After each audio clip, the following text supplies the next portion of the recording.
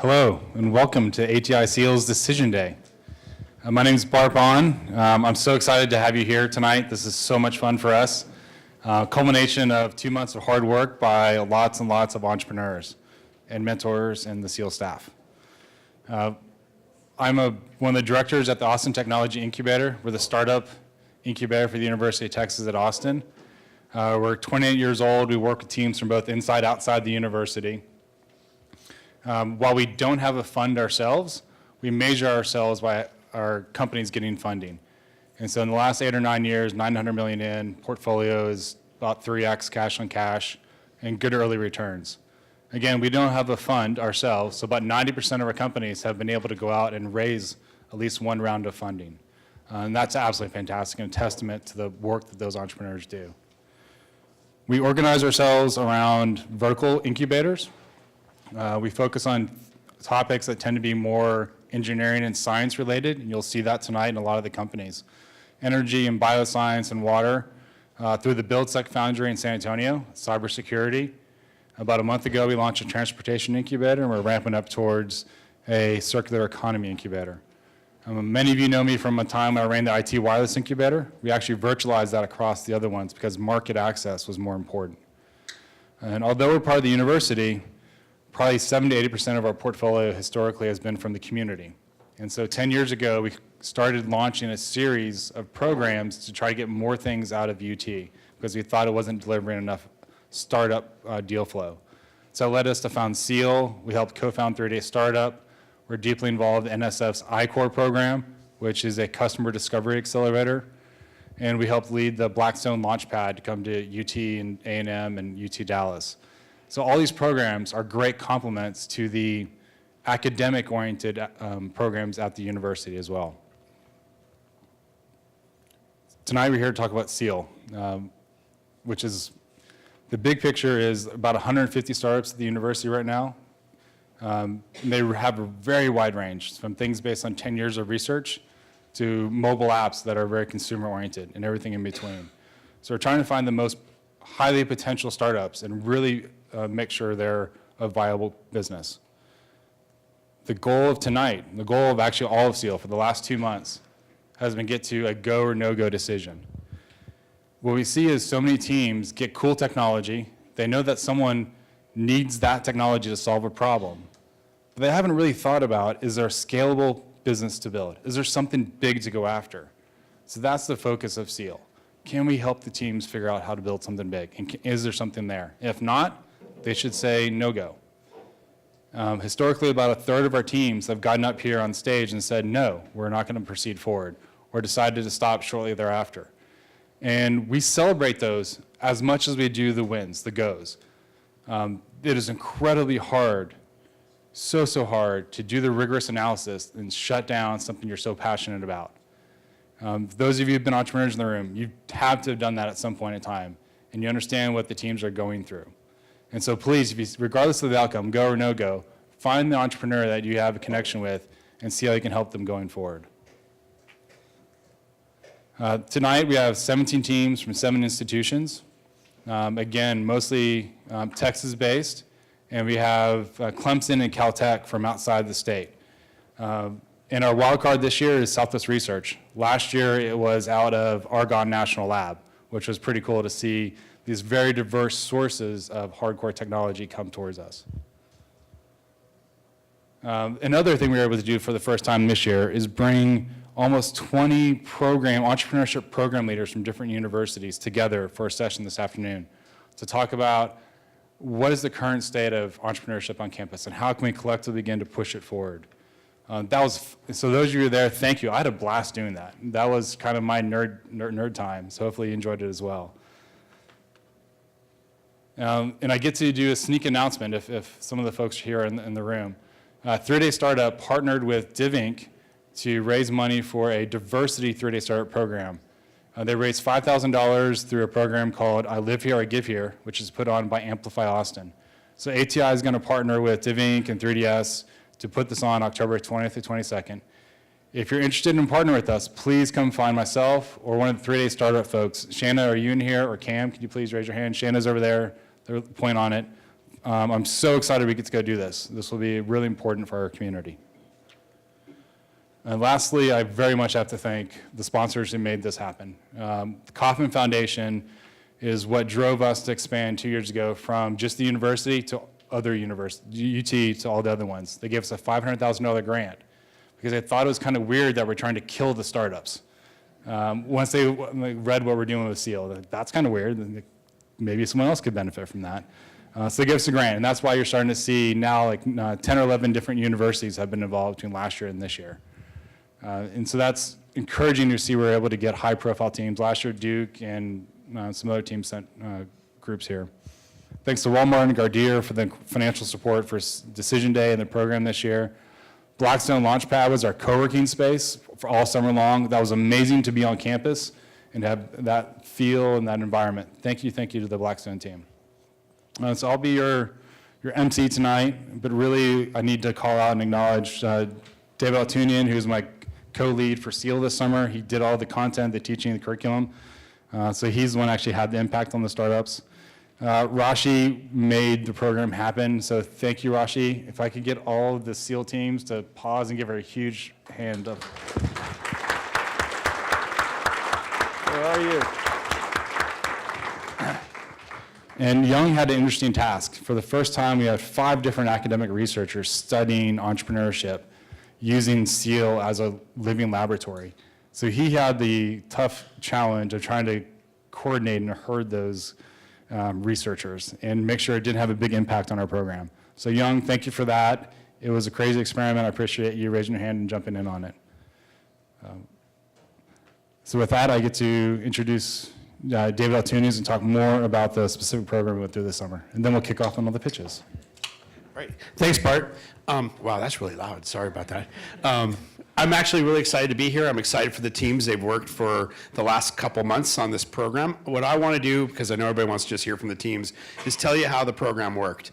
So the first day on June 1st, they met in this room. We had this whole side set up with tables and probably 25 to 30 advisors and mentors, and they pitched with the decks they came in with. They had no help from us, no guidance. They pitched, and all of the mentors filled out forms on feedback of where they had concerns about their business. We compiled them. Young and some of the research assistants were in the back, literally putting them in spreadsheets, and by the end of the day, they had feedback from all the mentors, and that gave them the roadmap of what to work on for the whole summer. Through the summer, we had programming every week. We either had lunch and learns with lectures, or we had workshops where we had people come in and talk about things like IP, corporate law, how to pitch, and the teams could ask direct questions about their needs. And throughout the entire program, they were assigned a group of mentors that they would get feedback from as they were working things. What was exciting about this is some teams were here all the time because they were in our space working with people, and some of the teams were doing it remotely and we're still staying in contact. I think if they learned anything, they all learned, whether they liked it or not, about Slack, because Slack was our tool that we used to manage this. And everybody did a really great job. So we're excited to see them. We hope you appreciate the work they put in. With that, we're going to introduce our first team, DentaSense.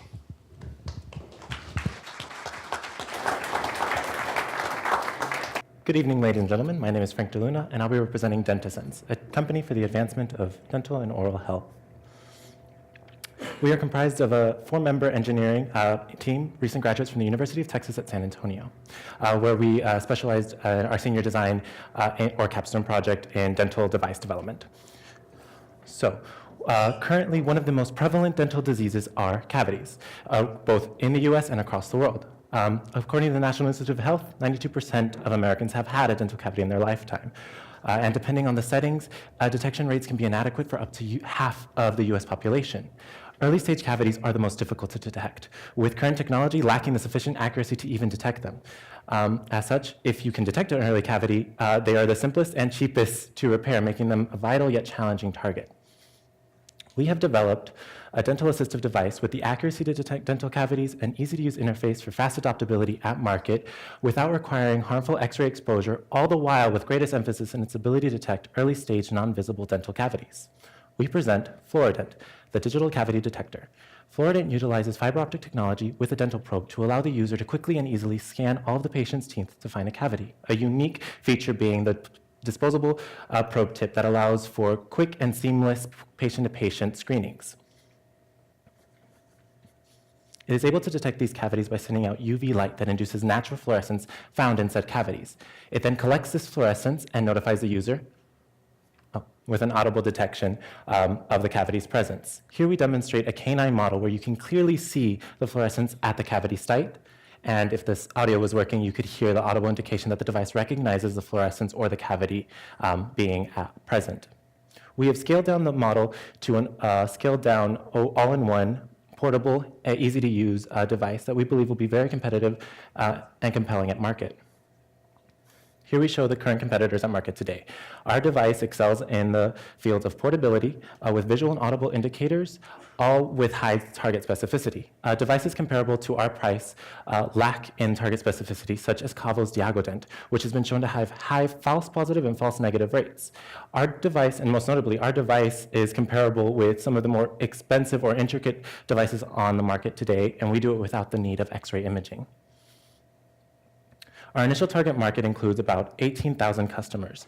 This is with our current device. With a more advanced imaging system, we believe that our potential market would be around 15,000, and then this coming from the overall US market of around 260,000 potential customers. This leading to the EU as a potential international market, which we could use EU dental distributors or medical device distributors to penetrate. Here we show our cash flow projections for the first 3 years. In as little as 21 months and 72 devices sold, we will have officially broken even from $180,000 seed deficit or seed funding. And by the end of the third year, we will approximate around 400 devices sold with a total incoming revenue of about $1 million. Now keep in mind that this is a very modest 2% penetration of the initial target market, that 18,000 as stated before. Thanks to ATI SEAL program, we have identified 4 main key issues with our company: lack of team focus, market direction, patent issues, and the lack of a CEO or team leadership, which I'll go more in depth. So our current team, again, is made up of recent graduates, and we all have different career paths and kind of goals. And at the moment, because we're only a 4-member team, our team is currently lacking the focus to actually make any decisions that really can implement or affect the company. Going into market directions, thanks to ATI SEAL, we learned about 2 really large potential markets that we want to follow, either direct sales or licensing, both having their pros and cons. Again, because of the lack of team focus, we can't make these decisions to really kind of attack either one or the other. Another problem that we kind of faced early on back in the development process was patent issues. Currently, we're still working on the provisional patent, and we have about 10 months left to really solidify that into a utility patent back in May of 2018. And then the biggest problem, especially for the development of a company, is the lack of a CEO or team leadership. We need somebody who can really mediate between the 4 of us, or whether it's new team members or less team members, to really kind of make the hard decisions and kind of move forward as a company. And that's something that we desperately need, and because we lack it right now, we can't make those decisions. So for now, we are a no-go team. We will continue with the patent. As stated before, we really do want a utility patent, and we will work closely with our Center of Innovation department at UTSA. But as for company development, as of right now, we don't believe it's feasible because of the lack of team focus and lack of leadership. We do hope that one day maybe we can become a company, and in the future you do see DentaSense and Fluorident at your local dentist. But for now, we're putting everything on hold.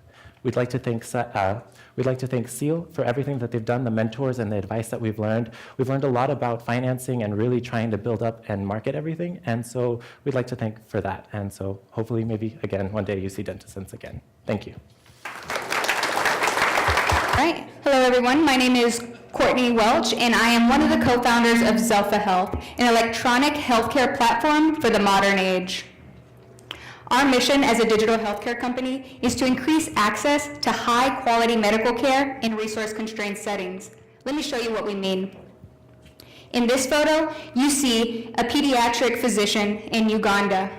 Here, you see 2 medical residents in India, a nurse in Latin America, and a practitioner in Kenya. Although the locations of these providers vary, what stays consistent is the presence of traditional paper record keeping, and that's a problem. Through our primary market research, we have identified 3 central issues, which are the ability to manage time, the continuous rising costs in healthcare, and the overall patient satisfaction. Current paper solutions do not address these needs, but we do. Introducing Zelfa Health's digital health record. Our solution is a mobile-first digital health record that focuses on user experience and high-fidelity record keeping. Let me say that again, because this is what you need to take away from this pitch. We are a simplified EMR that is mobile-first and focused on user experience and high-fidelity record keeping. As you can see, Zelfa Health outranks competition. On here, I have included commercial EMR systems, but it's important to note that they are not in the markets that we are entering, nor do we project that they will be, but we have identified features in order to sustain and obtain a competitive advantage. Here you see Zelfa Health was built by providers for providers. Therefore, our clinical workflow actually makes sense to the users. Not only that, we've gone a step further by providing a back end that's business friendly, that has HR capabilities along with business operations and inventory systems. We've done this by focusing on the user's needs and also providing our product at a cost that customers are able to pay and willing to pay. And of course, we offer around-the-clock 24/7 customer service because paper doesn't do that.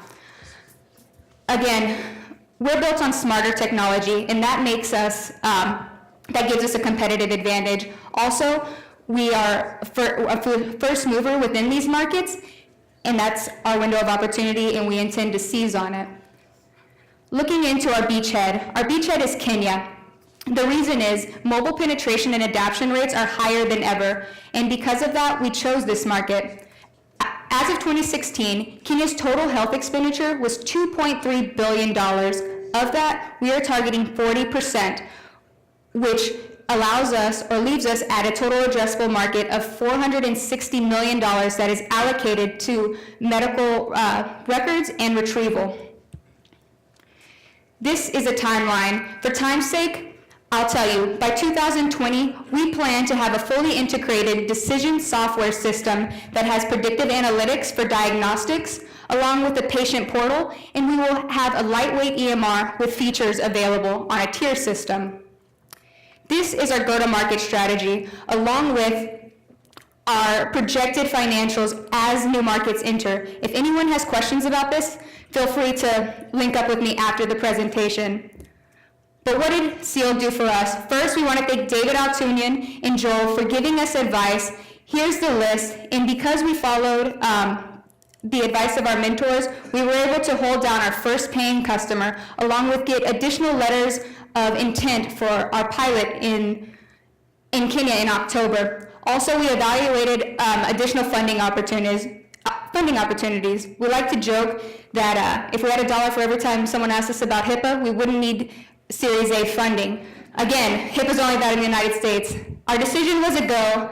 This is our team. Carlos is our beloved CEO. He's an ER physician. I am scared of labels, haven't yet determined where I'm going to stand in that, but I focus in design. And Frank is our Chief Technology Officer, a Stanford Fellow, and has built our entire back end. This is the advisory board we were able to secure with the help of SEAL, and we thank everybody, and we hope you help us change healthcare. Thank you. You may have all heard about next generation DNA sequencing technology. Today you're going to learn about the next generation protein sequencing technology and what it's capable of. Firstly, what is proteins and why should we care about it? You may have, life is composed of 3 basic fundamental biomolecules, the DNA, the RNA, and the proteins. If you can take an analogy to a house, the DNA is the blueprint and the instruction manuals to make your house, while the plumbing, the bolts, the nuts, the glass panes, and every structure and functional parts are what make the house. So protein information is important for human health. There are a lot of technologies that address the DNA information problem. So let me tell you why protein information is critical for human health. Going back to our house analogy, a disease can be thought of as water dripping from your ceiling.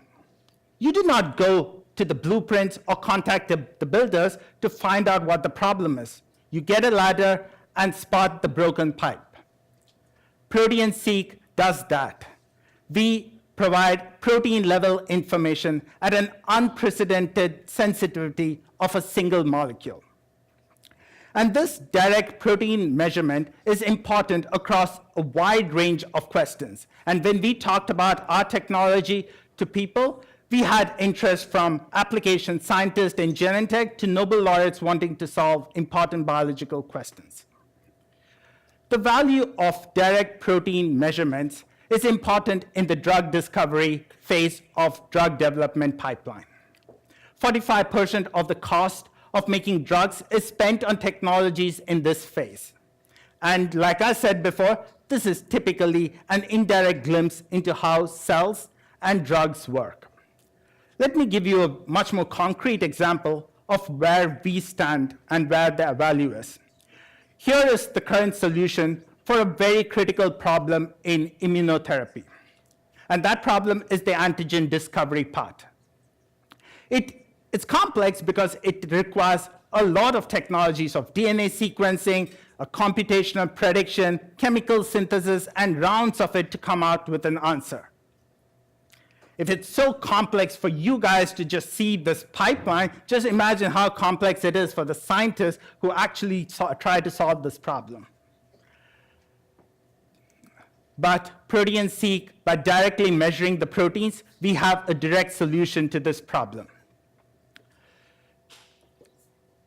You may ask, there are other technologies that can detect and measure proteins today, aren't they?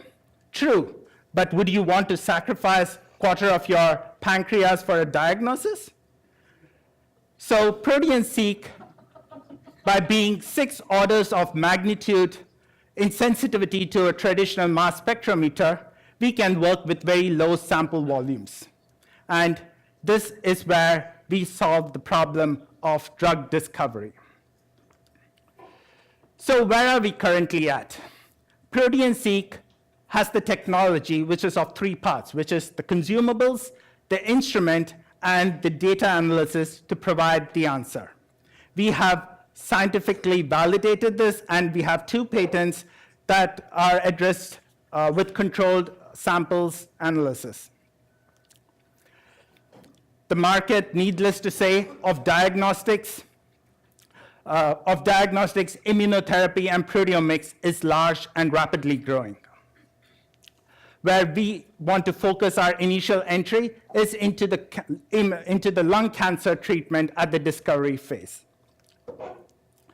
So our go-to technology strategy is we have identified a number of key partners who would be our first people who would provide us samples so that we can further improve the complexity of samples that we can currently handle. And then later, we would productize this technology to be used by a wider audience. Our business strategy is twofold. With an initial investment about $1.5 million, we think we can do a sequencing service industry where we take in samples from our partners, use the technology in-house, and provide them with a solution. This way, we get positive cash flow flowing, and we also get to optimize our technology. And then finally, we would productize this and grow it into the larger market. Our team at UT have worked for the last 7 years to develop this technology. Edward Marcotte is our lead investigator, and we are currently seeking a business lead and advisor. And finally, ours is a phased go. SEAL program has taught us that there are a few more check boxes that we need to tick off. We are going to, before the launch of this company, we are going to make sure that we have a more in-depth market validation. We have built a management team, and finally, we have a few scientific goalposts achieved. Thank you very much. Protein-seq, look out for us. We change proteomics 1 peptide at a time. Okay. With that, so the company that or potential company that I represent is MARD. It's Molecular Artificial Retina. My name is Christina Weichel. We're a company coming out of Southern California. We are developing a treatment for age-related macular degeneration. So what that is a leading cause of blindness. It occurs when there is a thinning or a breakdown of the retinal epithelial cells at the base of the macula in the back of the eye. So it can cause like the black spots where you lose vision in certain parts. It currently has no cure. There's about 8 million people in the US that suffer from it, and 90% of that is the dry type, which is what our treatment is focusing on. Oh, it's not all coming up. Okay, so what our treatment is it would essentially act as an embedded artificial retina where a slow-release polymer that contained our molecule would be injected into the eye, and it would react with retinal neurons that are currently still working to restore vision and light sensitivity. Hopefully, in addition to macular degeneration, we would move into other retinal-related diseases, depending on the success rate that we see. So our team is comprised of 3 Southern California universities, USC, Caltech, and Cal State University Channel Islands.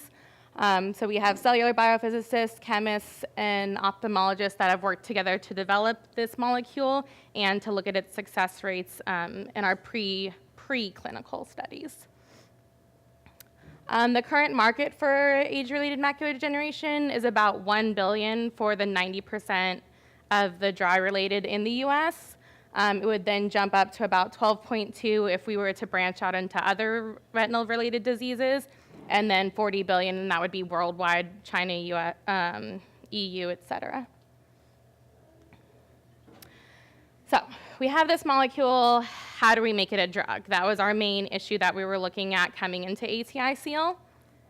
So the key issues that we looked at is first was a company formation. So this is all now in academia, nothing really on the business sector. So how do we find a CEO, a COO, who wants to be what leader? How do we move past initial funding from the grants the schools have received to getting actual clinical trials started? And how do we do those clinical trials? How do we prep an IND, do toxicology studies? Who's going to make our drug? Where are they going to make our drug? And the protocols that need to be followed in order to do it. So our decision was that we are a go. Hopefully we collect more than $200. And our rationale behind that was that we have received additional funding during our time here at SEAL. As of right now, on the path that we're looking at, we are the only therapy that's available for AMD, so we wouldn't really have any competition coming out of the gate. Currently, there's like a vitamin therapy that's available, but it's not approved by the FDA, and it's not proven to work, so it's basically, was it snake oil they call it? We have identified a CEO candidate, so we are in talks to start building the company outside of academia. My advisor, who is our chief technical officer, did do a tour through China and Southeast Asia over the summer to secure clinical trial funding, and has made some connections with some people at the universities out there to help get us started. And then we do currently have 2 joint patents filed through USC and Caltech to protect our proprietary molecule. So I would like to thank my advisor who set me up here at SEAL and helped me out, Dr. Cindy Walker-Peach, who is my mentor here in Austin and gave me a lot of really good advice about clinical trials and how to get them going, and everyone here at ATI-SEAL for all of their time and effort in helping our company come together. And that's it. Yeah. Hello, everyone. I'm Rogelio, this is Vic, and together we're ILS. We're Intelligent Light Sciences, and we're a microscopy company. Like many of the other teams that have gone through SEAL, our idea began in a research lab. And that idea was a simple one: find a better way to look at nanometer components within a cell in a non-invasive way. And our first prototype did just that. Our polarization microscope allowed researchers from all over the university to bring samples and see components in action that no other scientists had seen before. Similar, the image that we see on the screen of a T cell attacking a cancer cell shows the amount of detail that we're able to provide with our imaging power, detail that is simply not available in non-invasive imaging methods today. However, in the process of productizing our microscope, we realized that our light source was simply not cut off. The ultimate light source that we needed to study areas of high impact, such as cancer studies and neurons, needed 3 minimum requirements. 1, it had to be extremely bright in order to have the power for rapid image acquisition. Second, we needed a broad bandpass in order to fluorescently excite multiple components at the same time. Third, it had to be minimally invasive. The options for us in the market were LED sources and laser sources. LED sources have a lot of power, but are focused on a very narrow spectrum. They tend to damage your sample over time and tend to be really expensive. LED sources, on the other hand, have a wide spectrum, but do not have the brightness needed for rapid imaging. There was simply not a perfect solution for us, so we became the customers for our new optimum solution that we ended up building.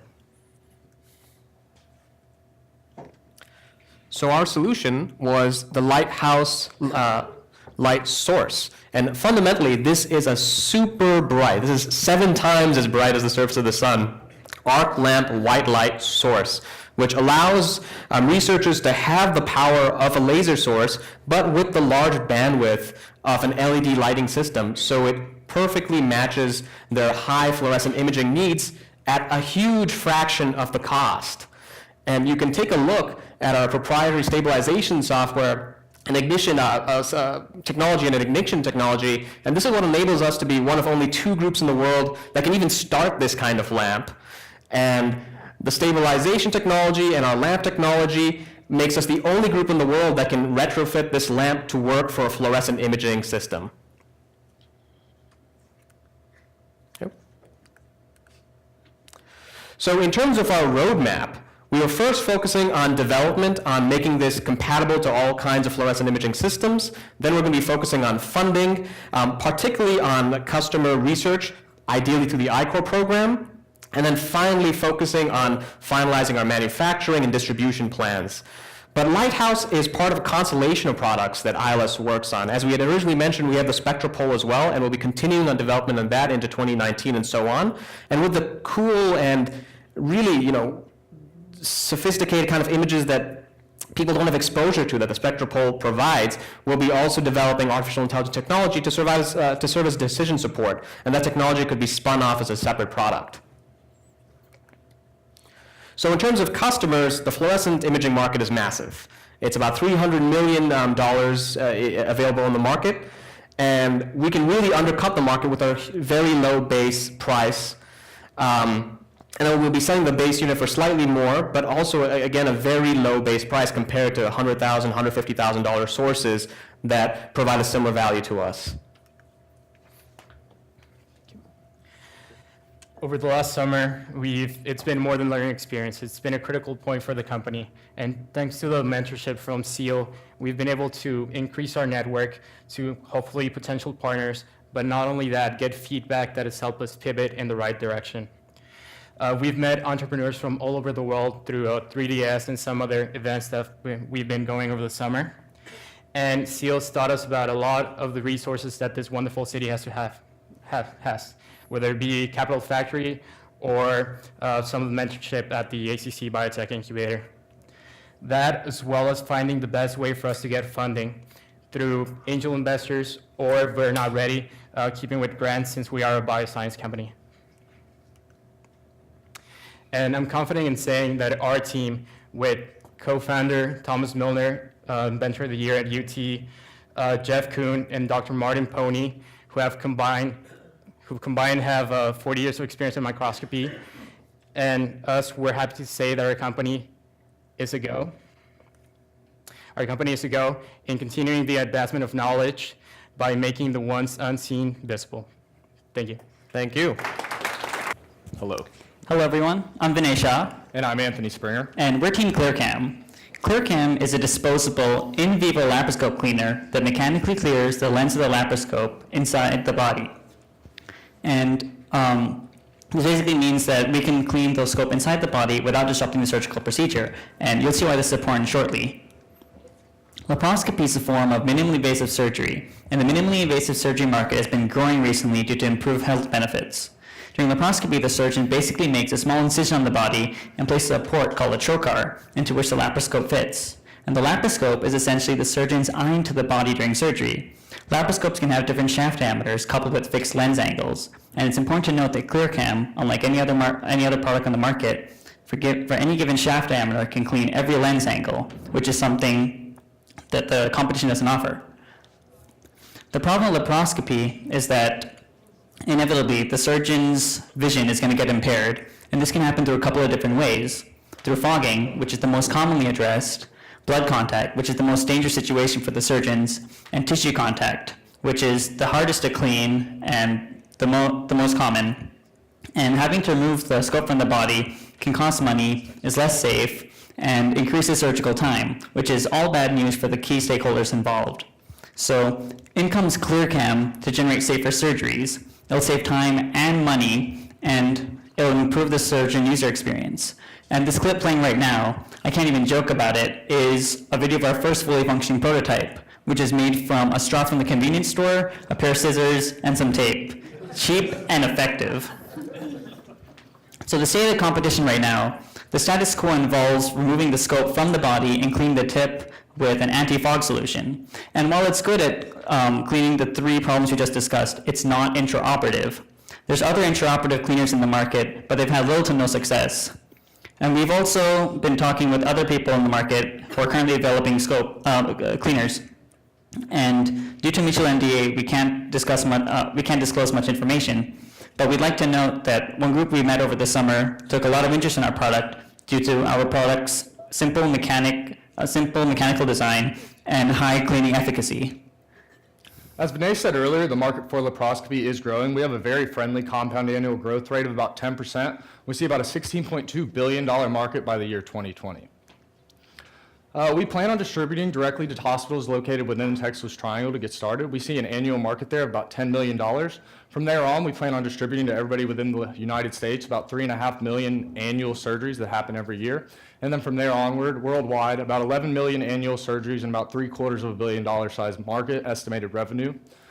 Our price point is about $75 per unit based off two factors. The first factor being everything on the market currently that does not work as good as ours is priced between $50 and $90. Second, we talked to an Ascension procurement rep at Seton Hospital who told us anything right under $100 would be priced perfectly. We have no CPT required for this, and it's disposable, meaning it will be thrown away after every surgical procedure. Some of our milestones. By the end of this year, we want to have created our master device. We want to be done with prototype and testing and obtained our full exclusive license from the University of Texas. To start 2018 and work through that year, we want to work on FDA clearance, and then sales and industry partnership. Team ClearCam. Our team consists of our CEO, Allie Gallagher. She's a local Austin lawyer, successful entrepreneur, and does have FDA clearance. Our Chief Medical Officer is John Eaker, with our Chief Technology Officer, Chris Rylander, and his PhD candidate student, Chris Idelson. Some of our major takeaways from the ATI SEAL program, it was fantastic. We couldn't have done it without it, y'all, honestly. The first thing they brought to our attention was that maybe our team wasn't diverse enough. That's why we brought in Allie, a diverse CEO with plenty of background in multiple fields. Next, we're great at developing products, but not always great at developing business models. We are engineers. So this is where ATI really helped us. They asked us if we were planning on selling directly to hospitals or partnering with distributors.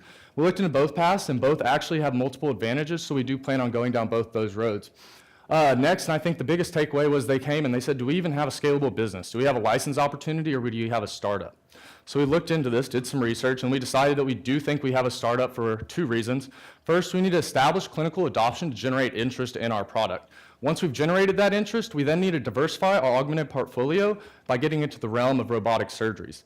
Lastly, what they helped us with was financials. They helped us get the funding we need to get for our FDA clearance, the obtaining our IP, and whatnot. Based off of everything ATI has told us and the research we put in, we believe that our company is a go. I want to give a thanks to David, Bart, and Rashi for putting on this program. It was phenomenal. Thank you. Thank you for, honestly. Thank you to the rest of the SEAL team, but a special thanks to Ryan McKeenan, Shelly Brinkman, and Cindy Walker-Peach for their focused input into our company. Thank you, and have a nice night.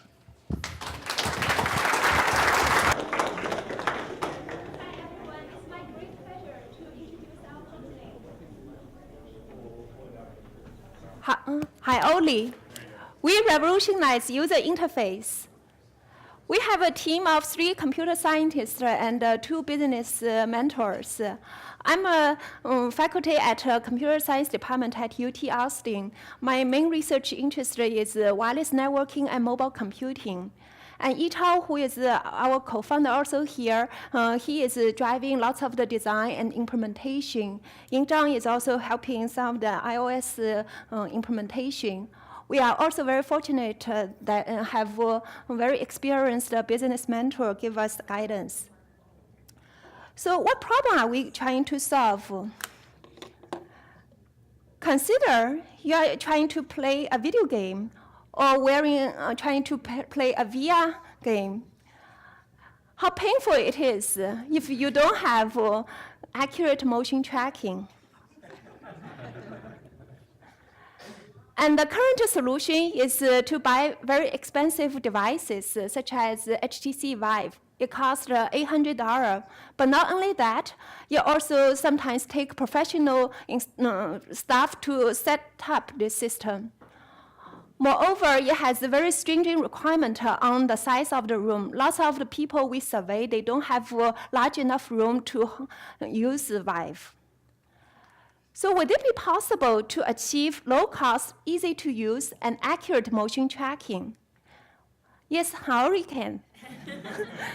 We developed 2 prototype systems. In our first version, we let a regular speaker, such as those you bought from Amazon for $10, to emit an inaudible signal.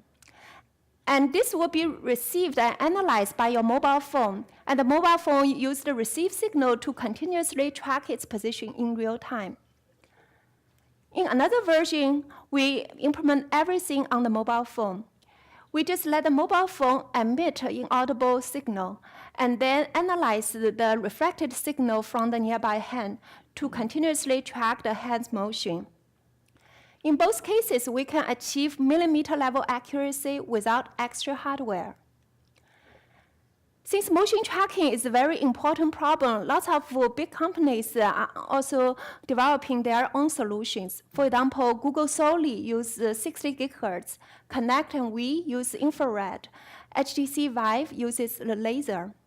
Our major advantages is we can deploy it today without any extra hardware, without setting up a special infrastructure, while achieving high accuracy and high energy efficiency.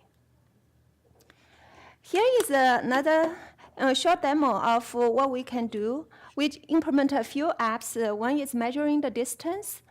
Another is drawing in the air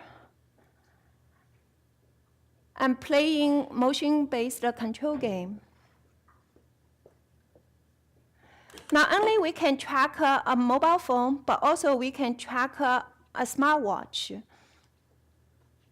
These are the regular smartwatch, and we can accurately track its position simultaneously. We can allow intricate overlapping and still able to achieve high accuracy.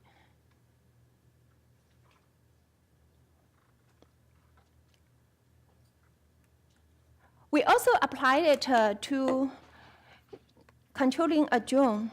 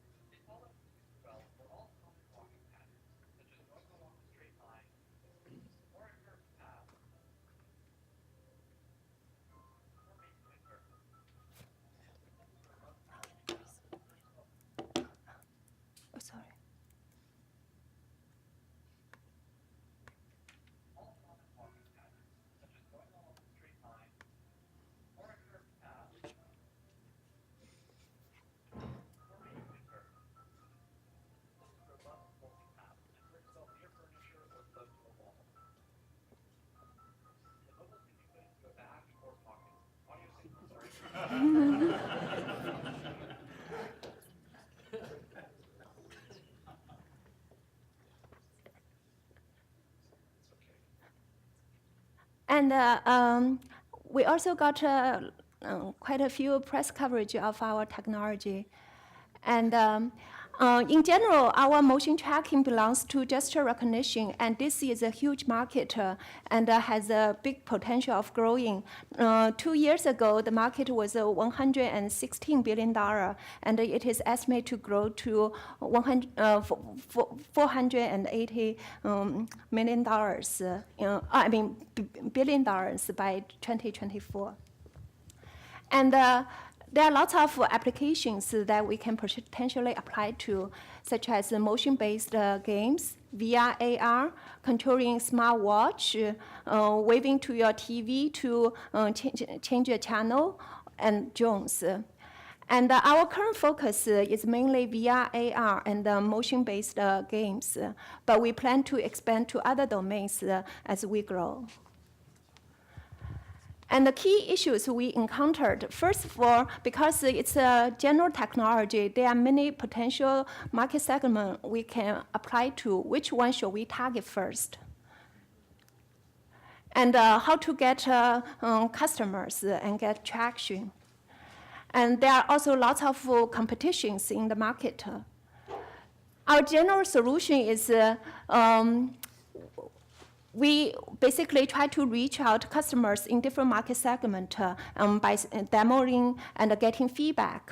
And currently, we got lots of positive feedback from VR, AR game developers. So we are going to first push around that line. But as we grow, we will also move on to other markets. Getting customers, we have already done lots of demos at companies, at meetups, and some of them express interest in paying us for doing something for them. So we think there's a potential of getting traction from these customers. And it's a first competition, so we have to move very fast and continuously innovate. Go or no go, we think we are ready to go. And many thanks to lots of people helping us to make it possible, especially Bart, who invited us to participate in the SEAL program, David, Rashi. They offers lots of help throughout the program. Patrick Curry, Marjorie Winter, we have met throughout the program, give us lots of business advice. And we are Haoli, we revolutionize user interface. Thank you very much. So Yoda is 10 to the 24th. It can also be pronounced Yada. The Earth receives approximately 1 Yada joule of energy from the sun annually. Thank you. Down for next slide. Okay. And our company is on an effort to help capture that energy. We are a storage company, but we're also technically a solar company, and our goal is to simplify it. So I'll start with why distributed energy storage. So distributed energy storage means energy storage at site, usually a home or a business. And there are 4 main marketplaces for DES. So one is renewable grid saturation. So we have this problem right now in Hawaii where there's so much solar that they're now not allowing some to be added because there's saturation in the grid. So having an energy storage device allows you to store that energy and use it locally at the home. The second reason is policy shift. Solar industry is really dependent on policies, and areas that don't have any net metering or feed-in tariffs, you're only able to get the wholesale rate when you export. Having energy storage at your home allows you to basically absorb the energy and offset the highest retail rate. The third reason is backup power. So an alternative to generators and natural gas or diesel, energy storage with solar PV allows you to use your system as a backup generator during an outage. And lastly, there is off-grid installations. This is an interesting market because here you're not competing against the cost of electricity, which is nationally around 11 cents per kilowatt hour, but you're actually competing against the cost of bringing electricity to a site. And for some regions, this can be very costly. And as solar and storage get more cost effective, it becomes a viable solution alternative. Oh, sorry, the deck's a little stretched. But this is the current problem. So these are the current leading solutions in the market. This is what systems look like, and companies such as Sonnen are integrating these systems into a refrigerator-sized unit. Everyone by now has probably heard of the Tesla Powerwall, which is the market leader when it's available. But the question we like to ask is, can you imagine in your garage, which wall in your garage would you give up for this kind of system? You have space for it. We feel that this is a major pain point. The second, having worked in the industry, the complexity of designing these systems and actually installing them add to the cost. There's usually a premium for solar plus storage applications. And lastly, there's a loss of efficiency. A lot of these companies are going to AC coupled versions, where you're converting DC power to AC 2 times when you're using the battery storage, and this leads to a lower efficiency rate. So we have developed what we call Solar Leaf, and it's the industry's first thermally controlled rooftop-enabled battery system. And our battery is designed to be coupled with individual solar modules and use the invisible space that exists underneath them. This leads to a plug-and-play installation, which the market and integrators love. It is non-intrusive to the end user and the customer. It is the highest efficiency architecture. We are only converting from DC to AC 1 time as needed, which then leads to the lowest installed cost. This is very familiar for solar integrators because they already design systems like this that are grid-tied. And this just adds a similar step to their process of designing these systems. And that's what our system would look like on the exterior of your home. So the batteries are hidden, and that's what you have on the outside wall. So the idea of putting batteries outside is crazy. The idea of putting batteries under panels on a roof is even crazier. And so how do we even do this? That is our core technology, what we've patented. It's a process where we're able to essentially keep the battery at a specified temperature throughout the period of a day. And without getting too specific, it works on a night-day cycle. So we buffer the temperature throughout the daytime, and at nighttime our cooling happens and allows the product to stay within the comfortable temperature that the manufacturer of the cells prefers. This enables us to get a 20-year estimated design life on the product. We do have some competitors that are working on an integrated micro storage concept. Our key differentiator is that we're the only ones on the market producing a product for the market that's able to go up to 75 degrees Celsius. It means we can work in Texas, even on these record days of heat that we've had. We're also using commercially viable cells that are available today. Some of the other startups are developing products with cell technology that is yet to be commercialized. And the Department of Energy has goals for reaching cost savings for solar plus storage. Currently, it's around 46 cents per kilowatt hour for a system, slightly less. We are about 25% lower with our form factor than some of the competitors. I just got the done symbol, so I'm going to go through this really quickly. Market fit, we have 2 products. One is for emerging markets that we're going to create nanogrid systems. This is a plug-and-play kit. Think of places that don't yet have electricity. And the second is on-grid.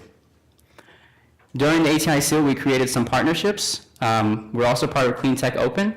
And very key to this is our partnership with World Technology Corporation. They're a distributor that takes solar products to emerging markets.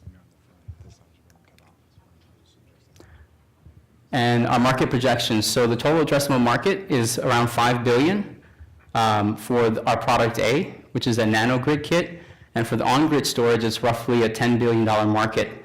Navigant states it at around $13 billion by 2025. We're looking to raise $400,000 to $600,000 to further our product development and our testing. Well, these guys are cut off, but this is our wonderful team. During the process of ATI Seal, we were able to add a 4th team member, which comes with a lot of experience, and we were able to convert one of our mentors as an advisor. He doesn't know that yet. And then he just gave me the mean eye. This is what we accomplished during the seal. Again, we got partnership interest from OEMs that are critical to our success. We did our market analysis, and we're ready for building our prototype for testing. And on Friday, we're meeting with Austin Energy to actually receive a grant for our prototypes. Thank you for ATI Seal mentors and teams, and that's it. And we are a go. All right, howdy. My name is Ryan Von Ness, and today I'll be representing Thermoscape Technology and our next-gen additives coating and nanofluids technology. All right, so what's the major issue here that we're solving? So nanofluids, nanoparticles, you might have heard about them. About 10 years ago, it's a huge hype. And major issue with them, while they're great, they had tons of enhancements, variety of them, they're very cost ineffective. So naturally, people don't really use them. So what we did is we went and broke that cost barrier and then made them a little bit better in the process as well. So originally, you're talking about $1,000 per kilogram for these nanoparticles. Take them, put it into your liquid, produce this nanofluid, apply it to your surface, and you'll find that you have great enhancements, and they'll sort of decrease over time. Now, what we did was we created these precursors. Throw these precursors into your liquid, apply a little bit of heat, microwave, ultrasonicate, and you end up producing your nanofluids and these nanoparticles. Once they're applied to the surface, they self-stabilize, and you'll find that your enhancements also stabilize over time as well. Now, coming into the SEAL program, we had previously done NSF I-Corps, where we did 200+ customer discovery interviews in the oil and gas field. And we found a great product market fit there. Now, unfortunately, though, the oil and gas field is also very hesitant to adopt new technologies, right? They've been doing the same thing, and they like doing the same thing, and they don't really have a need to change. So you get things like people telling me there's multi-billion-dollar systems, they don't want to touch these things. You also get some old Texan guys telling me, "You trying to sell me some snake oil, son?" They don't believe I can do what I'm telling them, right? And then you also get, and this holds true probably for them, everyone in the downstream oil and gas sector wants to be first to be second. All of the reward, none of the risk, right? So what we decided to do was pivot to data centers. They're constantly expanding, growing at about 29% per year. And they're actively seeking out new technology. They want to know what is the best way they can have the most efficient systems there are. That's all they care about. It's their energy efficiency, not how big that is or what it's for, just most energy efficient. And that's where our technology comes in. Now, we can do a variety of things here, like increase energy transfer, increase energy storage, decrease corrosion fouling, all of these. And that's great. That gives us a huge market to apply our technology to. But as far as data centers go, you're looking at increasing energy transfer. You do that, you increase the energy efficiency of the overall system. All right, so this summer, we went out and did the joyous thing of more customer discovery and validation. So we got out there, started talking to people, and we came back with a couple key things. And that's that we need to sell our product to the cooling equipment manufacturers. We actually need to sell it to the people designing these systems and get them implemented in the design. You do that, you're good. And lucky for us, all the old data centers are air cooling based, and all the new ones are liquid cooling based. So our integration technology is easy and simple. You can think of it as taking a syringe full of our nanofluids, just pumping it into the liquid, and you're good to go. So some of the key issues that we're sort of facing right now is our need for early adopters, right? We do have like 10 years of research and $2.5 million backing all this, but we need it applied in a real situation. And that's where these early adopters and technology validation come into play, right? Which also helps us establish our reputation, get some traction. After that, we can go back to the oil and gas where all the money's gonna be made. And then we also need to work on making the financial model for the data centers. We're still relatively new to this, right? So how are we addressing some of those issues? Well, we're going to file for SBIR or STTR, right? Get that small funding to prove the technology, and then find a pilot customer. And actually, we're talking to a company right now about piloting this, and they're willing to help us out with all this. So we're working out all the details on that. So based on that, I'd say we're a go decision. There's still a lot of things we need to iron out in this field. But I think we got a good product market fit here. Well, I don't think. We do have a product market fit here. All right. Any questions? Do I get questions? No?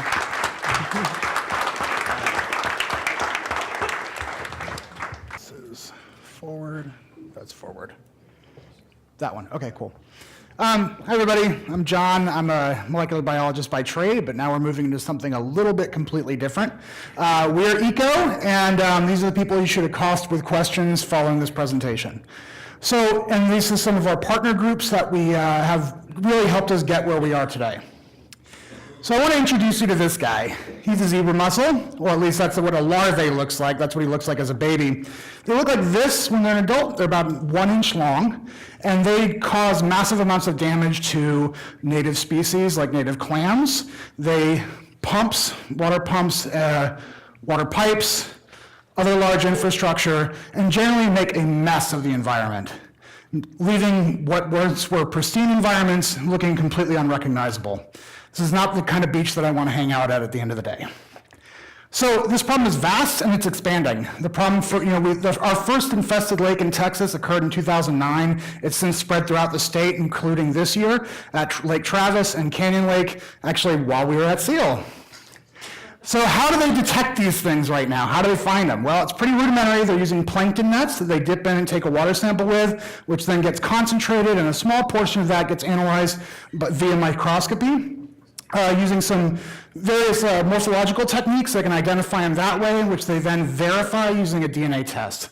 So this only captures the larval stage. It tells you nothing about the population, the wider population. It's extremely labor intensive, and it requires expensive experts to analyze these things. And this DNA test that they're using is about 35-year-old technology, and it's only a yes or a no. It doesn't give you any quantitative data. So how do they treat these things? Well, one way is they drain the area and pay people to scrape it off, which, as you can expect, is extremely labor intensive. Or we use chemicals that are not approved for use in open water because they're environmentally hazardous, and they're actually not even very effective. That's copper sulfate and chlorine are the most common ones. The zebra mussels actually go dormant for a period of up to 4 weeks in the presence of these chemicals. So what do? That's totally different. So most of my background is in early cancer detection and biopharmaceutical development. So what we're doing is, instead of using a plankton net system, we're using a pump-based system that fractionates the water column into multiple fractions, which we can then extract nucleic information from and analyze using molecular biology techniques that we normally would use for early cancer detection. This allows us to look at multiple life cycle indicators of the species, so we can get a full understanding of what the population is, where it is, and how dense it is, and what's going on with it. Not just at the larval stage, but at every stage. Even if a fish comes by and eats one of these things and poops it out, we can find that too. We have single DNA sensitivity and granularity in the femtogram range. So what does that actually do for us? Well, what it does is it allows us to, in early stage infestations and low biodiversity infestations, there are techniques that can be employed if you know what's going on to eradicate these things early. It also allows us to detect them early and protect lakes. This all comes at a lower cost and a shorter turnaround time than what's used currently by Parks and Wildlife departments and other companies around the country. Also, let me go back 1 second, I forgot one part. The other thing is, since we're using a pump-based system, this can be automated, and we have a grant through U.S. Fish and Wildlife right now where we're launching automated samplers in lakes in Colorado and in Texas, and this allows for sampling without any on-site. It just does it automatically. You program it, it's solar-powered, and then it's just sending it off to us to analyze the data. So we're also working with the Bureau of Reclamation, Department of Interior, to develop a chimeric protein-based therapeutic using technologies that I worked with previously at my old biopharma startup company. This is technology that has been used in human health applications, specifically oncology, and can be effective in this phase as well. We can scale quickly and at a low production cost. So our closest competitor is a company called Marrone Bio, has a product called Zequinox. This is essentially a wild-type bacteria that they grow up, they kill off with UV, and that's their product. It's kind of it's not very efficient, not that effective, but it's a great test case for us because they're using a protein-based therapeutic, and it's produced in bacteria, and it's been approved by the USDA. This allows us to fast-track our protein therapeutic. So in summary, we're just better. We have species specificity, we have sensitivity beyond what anybody else has. We can give you full analysis of the population, what's going on, early risk mitigation and eradication technologies, and we're developing a therapeutic. And I just got the done sign, so I'm gonna run through the rest of this really quickly. Okay, so the total market for all invasives in the U.S. is $120 billion. Quagga and zebra mussels make up $3 billion of that. I can give you more information of where these numbers come from offline. Our initial target market is $30 to $80 million. We think within 5 years that's very doable. So right now we've launched our direct services and analysis portion. That's already launched, and we have contracts coming in for that. We're scaling up to equipment and CRO services through our through our partnership with U.S. Fish and Wildlife in the states of Colorado and Texas. And eradication is really where the big money is, and we're pushing forward with that through Bureau of Reclamation. So what did we do this summer? One of the things that we had an issue with was market penetration. Thanks to our wonderful mentors and help stuff like Jeff over there, we made some new connections and got really creative on how to market this. Financial modeling, I'm a scientist. I'd never done this before, but I learned it eventually. How to sell it. Originally we were selling this as a early detection and prevention model. Now we realize that we can use the same technologies to market this as a early mitigation and eradication model, which is a much easier sell. So long road ahead. We have some funding gaps to get equipment produced, and then also the R&D phase to get our Department of Interior partnered product out to market. But we've developed some new grants, developed some great client relationships, and are starting to get some equity funding interest.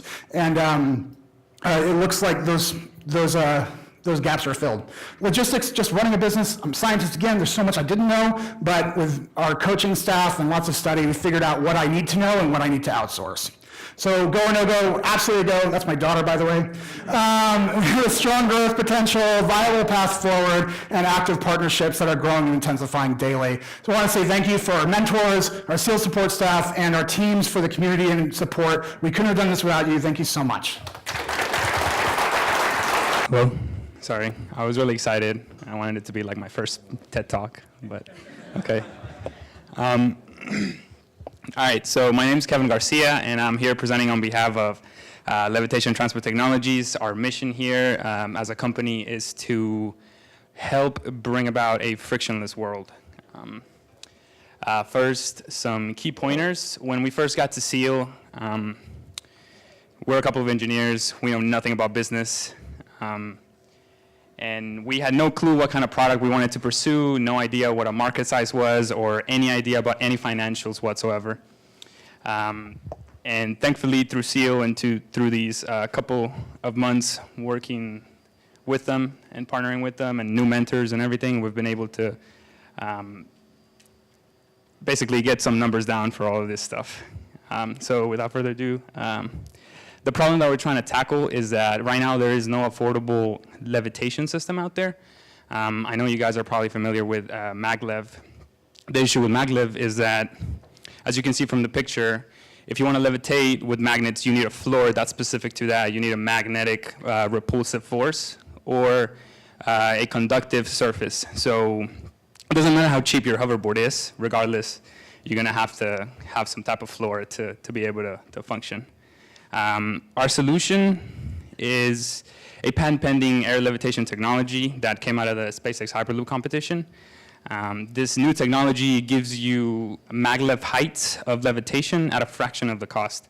So we have the potential to create never-seen-before inventions without needing or having any limitation to where we can use it. Ultimately, this technology was made to basically lift up a train, levitate it on a rail, and ultimately basically eliminate maglev. Our market size, taking into account that we try to keep it limited and just to be safe, looking at a demographic of 25 to 44-year-olds making 100K or over that, just to be safe, and then tapping into the idea that these are going to be people who are going to purchase this are going to be people who are adventurous, they're like ATVs, and extreme sports per se. We dropped down to a target market of around 280 million. And that's not a very big market. It's a fairly small market. So we're going to Elon Musk approach this.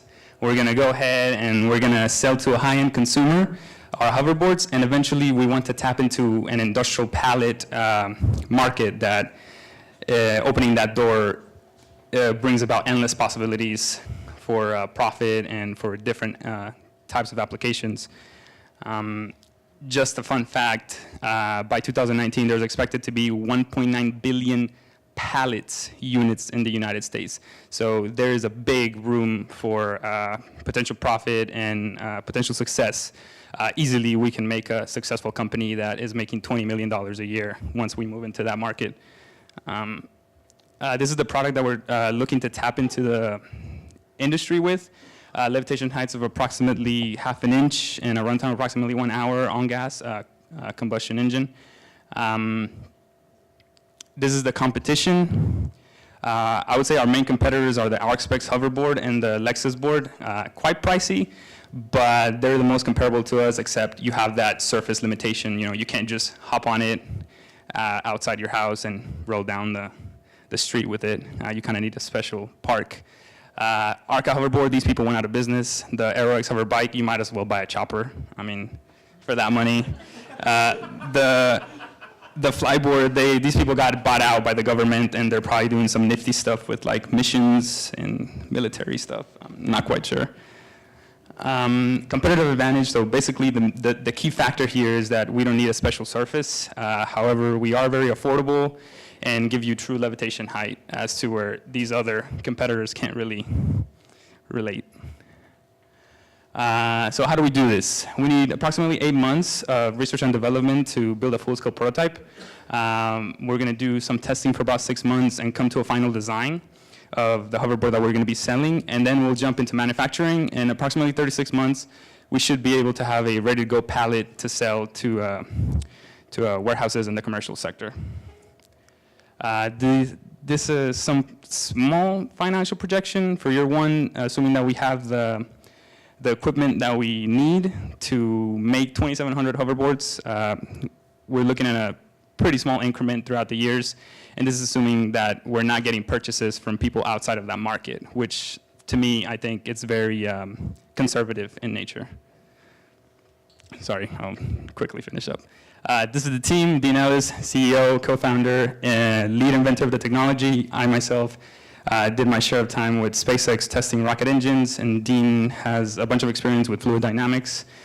Jen, financial advisor, and John has some experience with the BMW racing team. He's the go-to guy in terms of our power source. Where we stand, not where we stand, I'm sorry.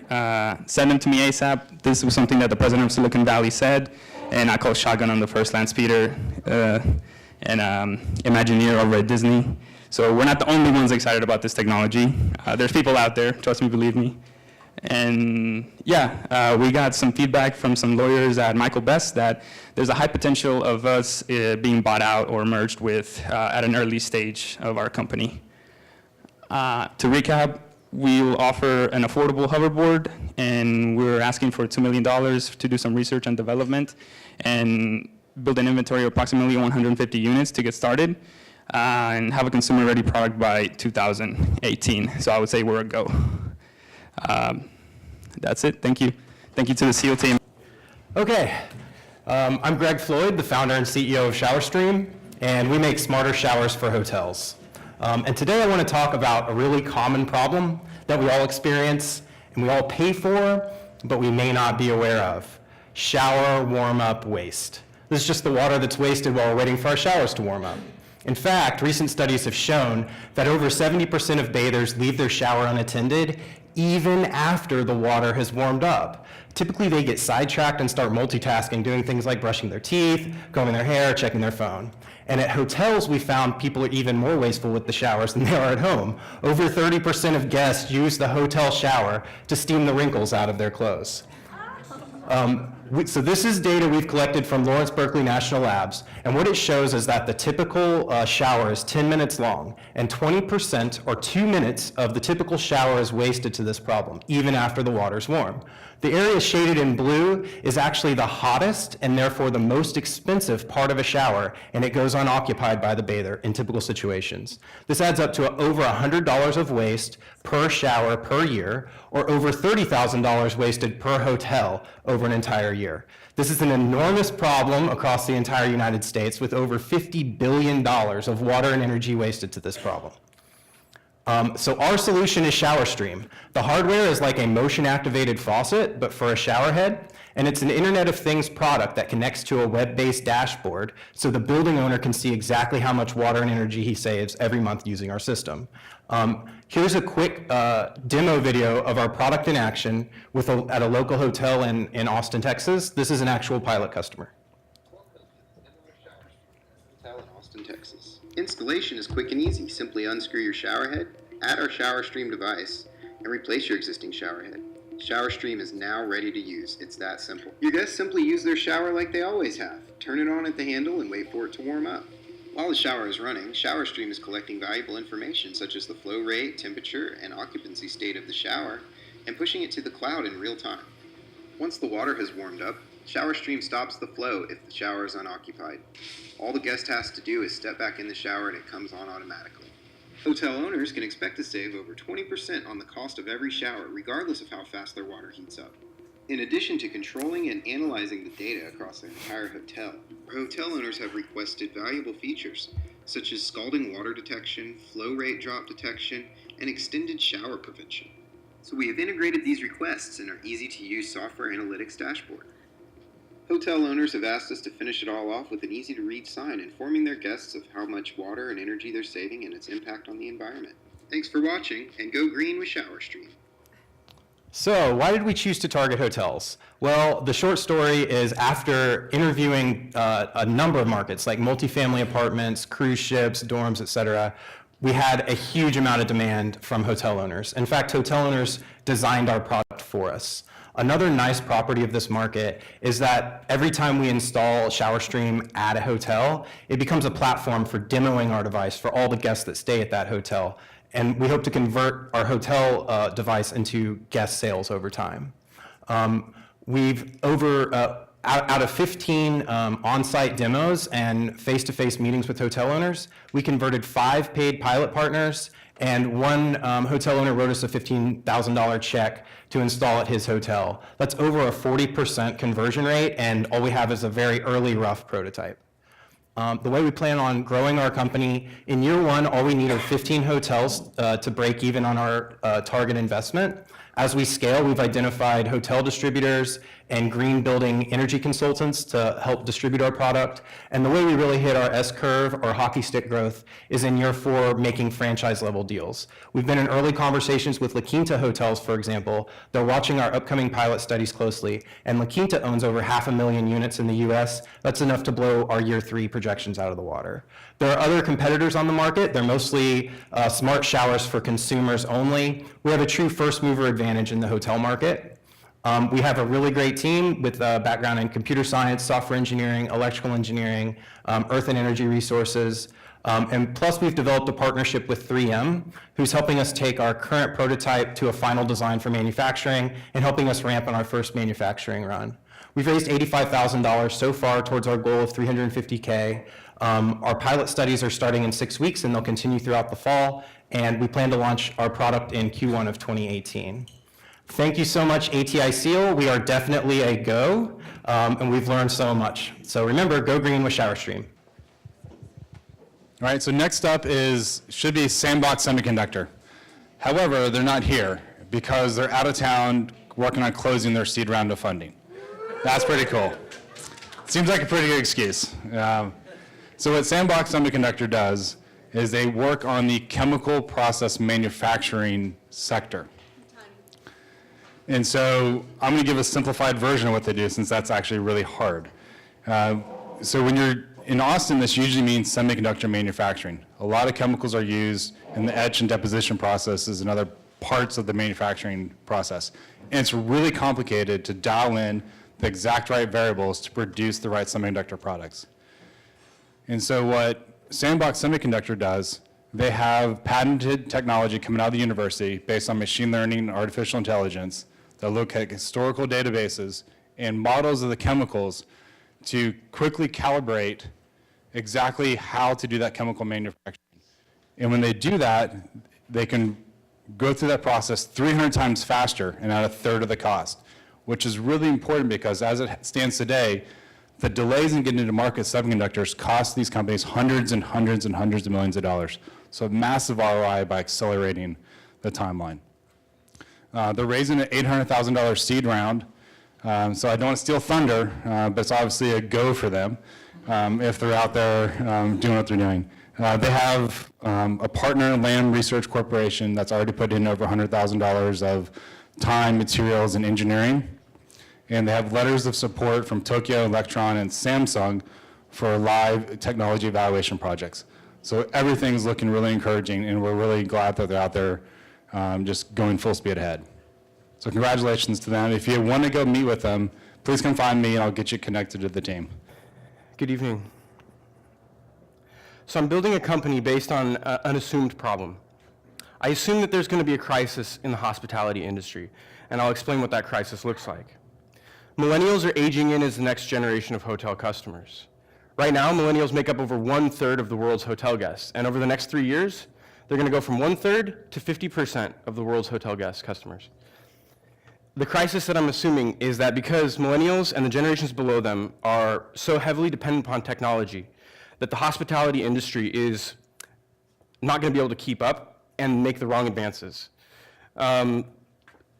therefore losing business.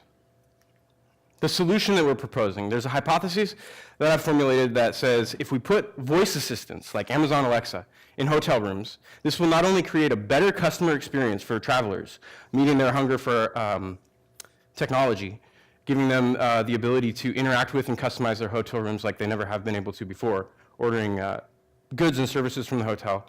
This will also prevent hotels from losing money by not being able to meet the technology amenities and the desire that the travelers have, but also allowing them to increase their revenue by selling goods and services in the rooms to their customers. So what does our solution look like? The product that I'm building is a cloud-based software platform that adapts voice assistants to the hotel room environment, creating an abstraction layer so that no one has to sign in with their personal information, protecting traveler privacy, and modifying the way that these devices connect with you and making that available for a traveler. At the same time, we're running data mining and data analysis on all the interactions that happen to better understand what travelers really do want. As the next couple of decades go by, the technology demands are going to change in the hospitality industry, and so we're going to help hotels understand that. The market looks like this. There's 5 million hotel rooms in the United States. Over the next decade, we're looking to optimistically work with 1% of those hotel rooms. We charge hotels on a subscription model per month, per room. And initially, we're going to be entering the market by working with boutique hotels because we feel we can iterate through the refinement of our minimum viable product quicker working with a single owner rather than a board of executives on a large chain. Eventually, we'll shift our focus to working with large chain hotels. This summer for me looked like this. I came into the summer very excited because I wanted to raise funding and build my software as fast as possible. And someone told me, no, you need to go talk to your customers. So I did. I went and talked to my customers, and I talked to their customers. And after talking to about 200 people, I learned a few things. So instead of raising funding and finishing my software as fast as possible, I learned that I need to understand my customers before I build a product. That means more customer discovery, personal interviews, one-on-one with hotel decision makers, managers and owners, and travelers, finding out what people really do want. And then I need to find a need-based problem rather than a nice-to-have problem to solve. I realized that I'm going too far by myself, and then I need to expand my team. And I also learned, after talking to people, I would talk to 10 people and tell them what my company does, and I would get 10 different people that had 10 different ideas of what my company was.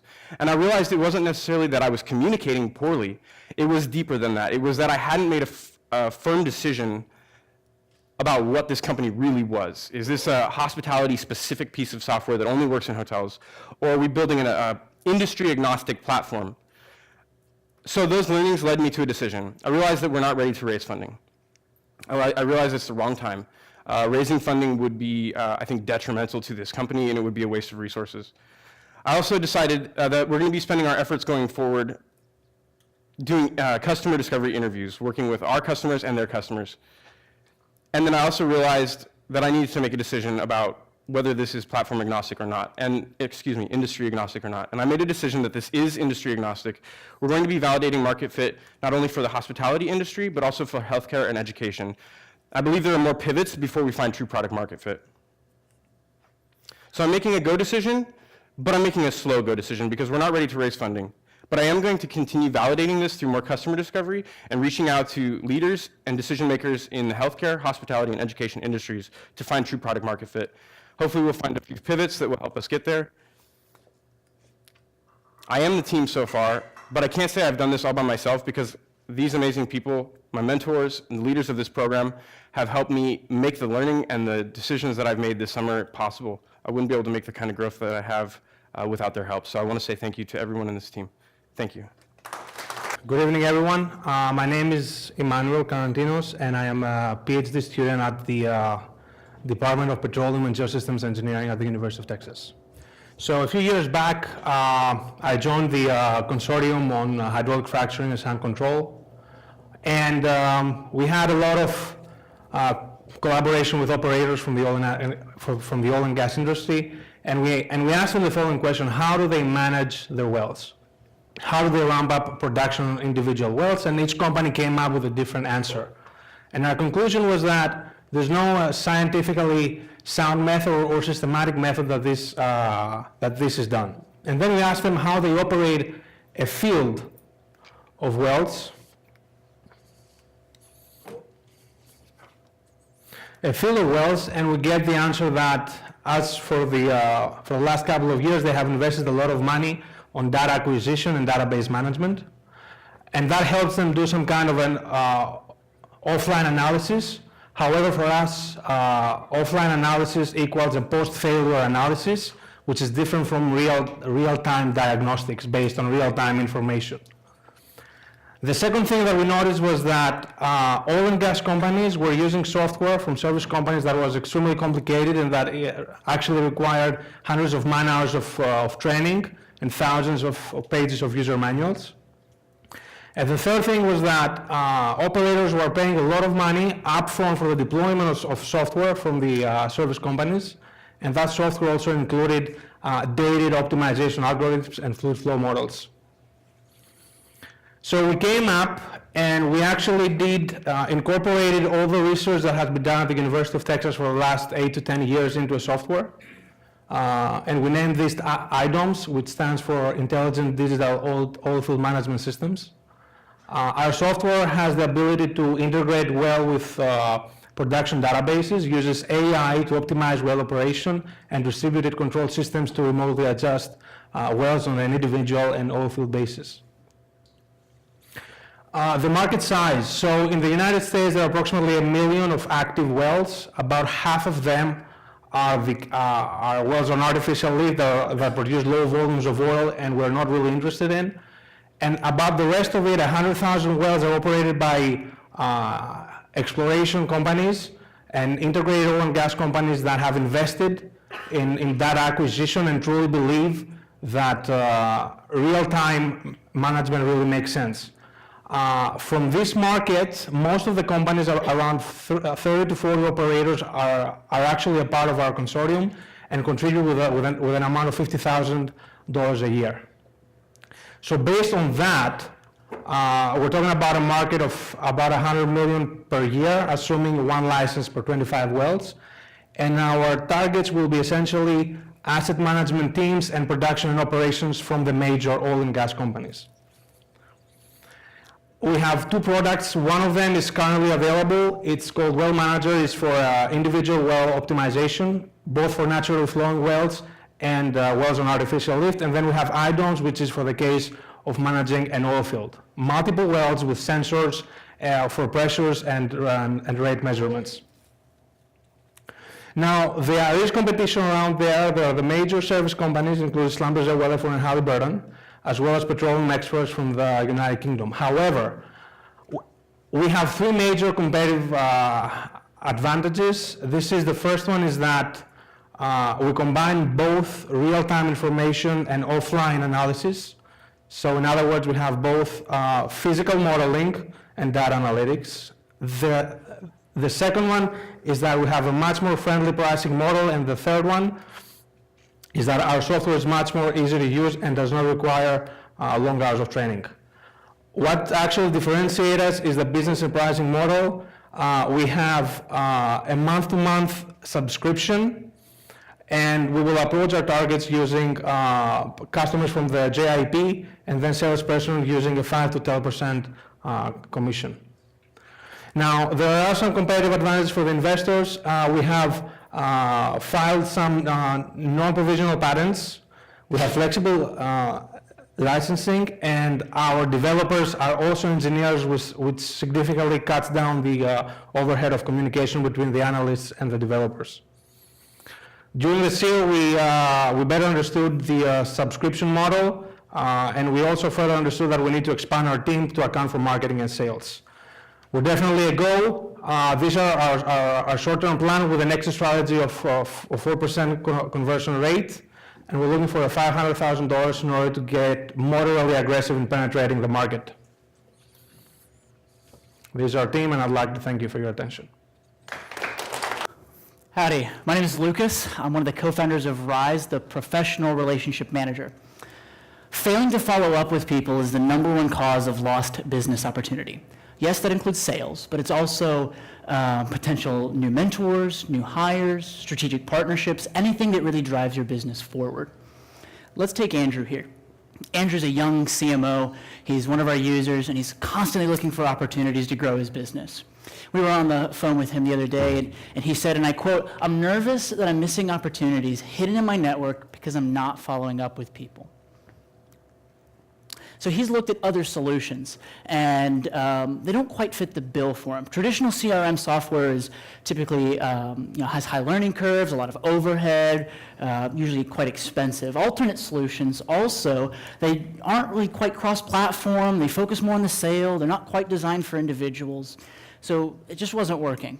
So then he hired Rise as an intuitive, out-of-the-box solution to basically take that nervousness out of managing his professional network. Rise tells Andrew who to follow up with, when to follow up with them, and even suggests what to say. For Andrew, this cuts down on the time and mental energy of managing his professional network. So how does Rise do it? Rise aggregates all of your contacts from Google, LinkedIn, your phone, and puts them into one place. From there, it provides intelligent agents like social network data or suggested content to help you complete those follow-ups. And lastly, it's entirely cross-platform. So wherever you are, so is Rise. I've got a quick video demo here for you. It's a little quick, so bear with me. But from here on the web app, you can see a quick snapshot of somebody you need to follow up with. So Lucas is next. I can see notes I've taken on him and even content suggested from those notes. I click on the content and it automatically drops it into a pre-formatted email that I click send, and in 3 steps, taken a powerful step in that relationship. I can see list views, groups that I've created, or even doing search for sales, and I can see who's in my sales network. All of this also translates to the mobile view, so everything that's on mobile is everything that's on web is also on mobile. So I can see who I need to update. I can also see the groups, same thing, basically showing that the user interface is intuitive and very easy to use. So our target market are people just like Andrew, executives that understand that people are important and urgent. From our beta test, we've also identified dozens of other market segments like financial advisors, real estate agents, lawyers, freelancers, individuals that are in relationship-driven businesses that we can grow into as we scale. Ultimately, Rise can help every business professional manage their professional network and unlock new opportunities. So in the start of this program, we really had a problem of focus, product focus and target market focus. So we went back to the drawing board and we talked with our users and looked at the data that we were gathering. And in doing so, we were actually able to convert 10% of our 350 beta testers to pre-orders. We identified that we need to focus on the onboarding process as well as retention rates. And we figured out that content and influencer marketing were the #1 drivers of traffic to the application. All of this is to say that our decision is a go. With the focus on executives and small to medium-sized businesses, the product is focusing on the follow-up, and in the next month, we're going to finish the product and then go live. And moving forward, in the next 12 months, after a thorough cost analysis, we're seeking $130 in seed capital, with the goal of hitting $20,000 in monthly recurring revenue by mid-next year.